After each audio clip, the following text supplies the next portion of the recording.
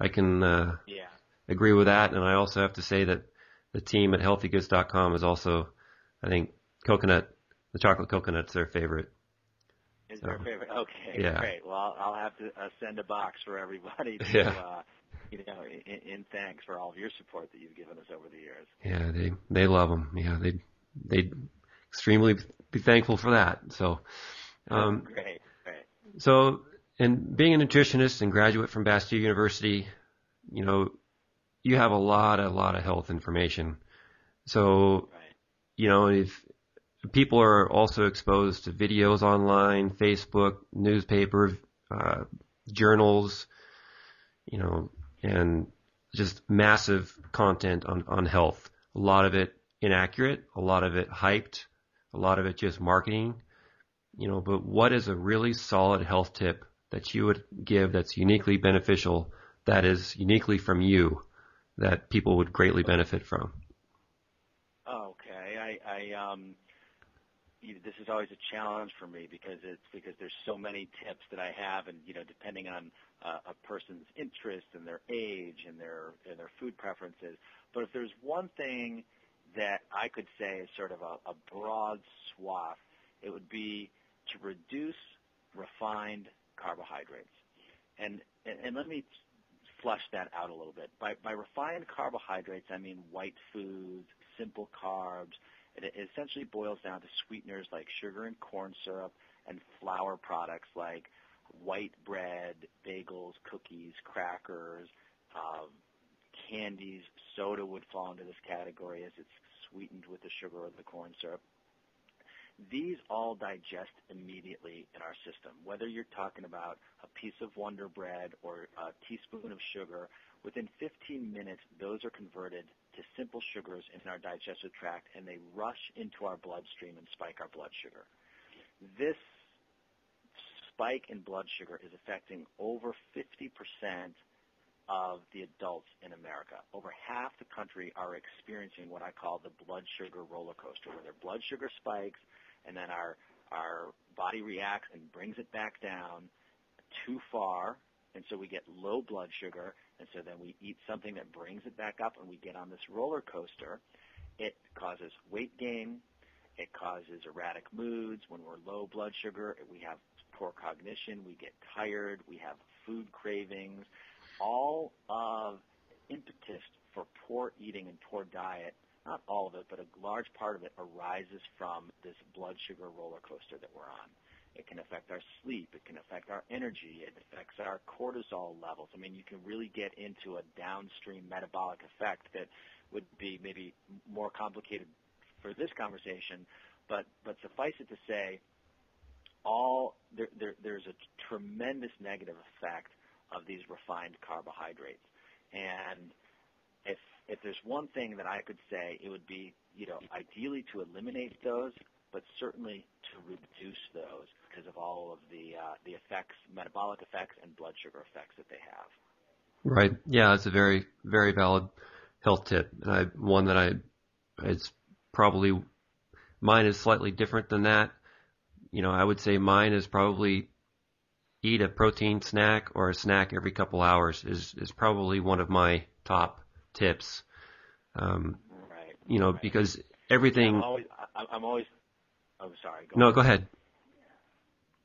I'm always torn between talking about specific foods or talking about what I call a meal pattern. So, the refined carbs being a food as opposed to, the sort of the secondary reason we created Zing Bar, and equally as important as you just mentioned, is eating throughout the day, getting that protein hit throughout the day so that you can, again, maintain these level blood sugar as opposed to the erratic blood sugar. So really it's, my tip would be twofold, with yours being part of it because you want to eat throughout the day, and then taking the foods out that are most destructive. So I completely concur with your tip as well, and it is very much in line with why we created the Zing bars.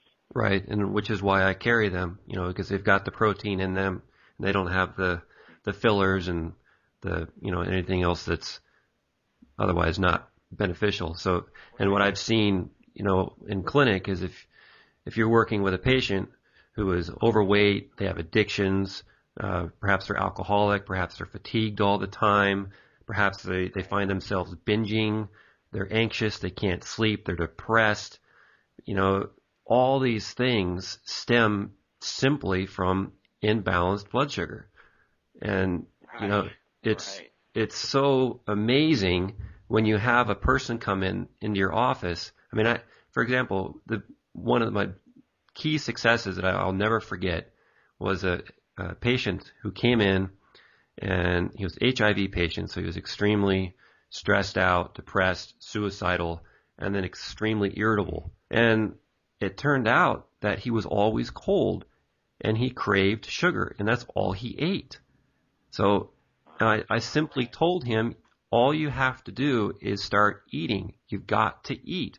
And I told him you got to eat some type of protein snack, cut out the bad carbs, the white sugars, the white flours, Right. the processed foods. And I'm not going to recommend anything else to you. I just want you to eat every couple hours.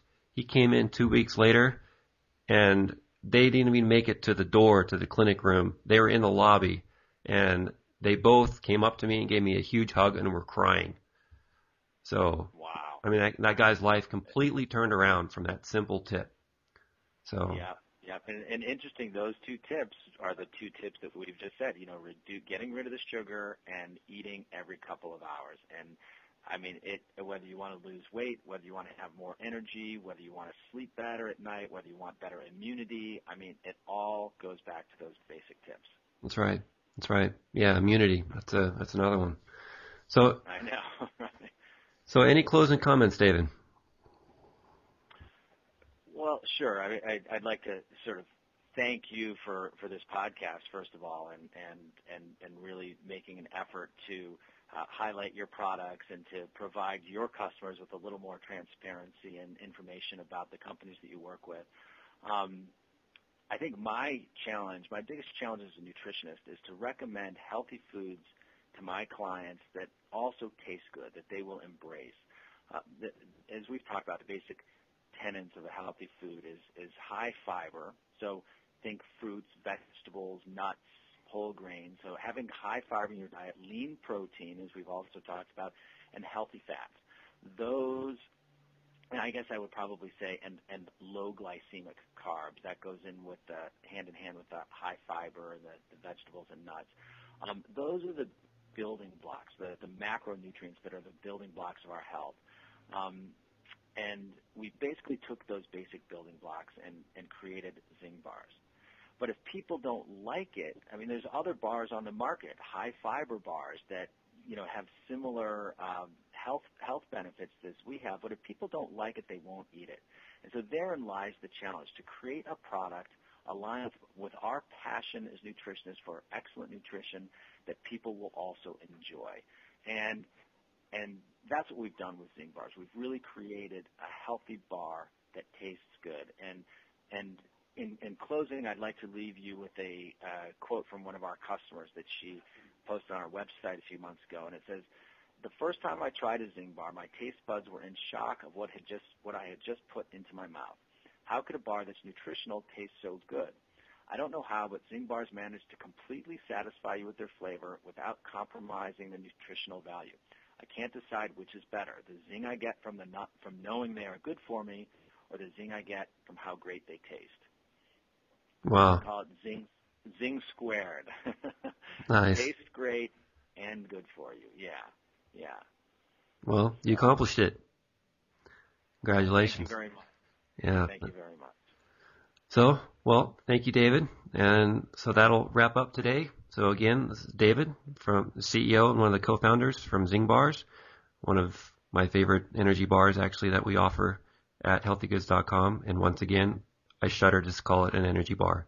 It is indeed a nutritional bar. So, till next time, thank you, and we'll see you next time. Thank you very much, Dr. Ben. Yep. Okay. Bye-bye. Bye-bye.